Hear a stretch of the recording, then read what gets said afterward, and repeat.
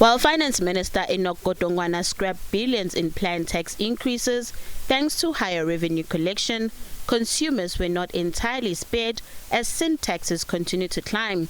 Speaking at the Momentum post-budget breakfast in Cape Town, National Treasury Director-General Dr. Duncan Pieterse says while the relief is welcome, Treasury is closely monitoring the tax burden on both households and business. The idea that both corporates and households are quite overburdened from a tax perspective, and you can see it in our tax to GDP ratio, is something that we are very sensitive to, and something that we continue to monitor. And I think the combined impact of the tax announcements that we made on Wednesday, I think goes a long way to addressing some of that. Godongwana announced that the social relief grant will be kept at 370 Rand, while all other social grants will be adjusted come 1 April 2026. However, Treasury says social grant fraud continues to be a concern. Our main concern at this stage is the individuals that are accessing social grants that shouldn't be.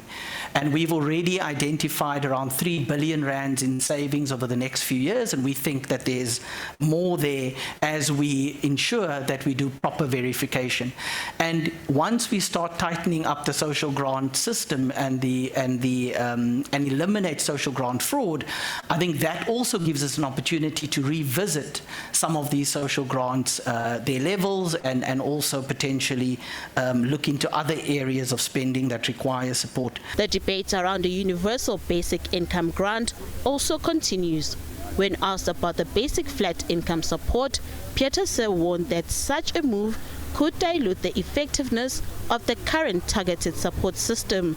One of the challenges with a basic flat income support of any sort is, one, it is very sensitive to what happens with beneficiary numbers over time, as well as inflation, although that's less of a problem now that inflation is well anchored. And of course, if you do that, you lose the targeting effect of some of the current grants. So the benefits that we're seeing in terms of the research that has been done on the impacts of the child support grant and the old age pension grant from a targeting perspective, a lot of that would be lost. Nothando Makutulela, SABC News, Johannesburg.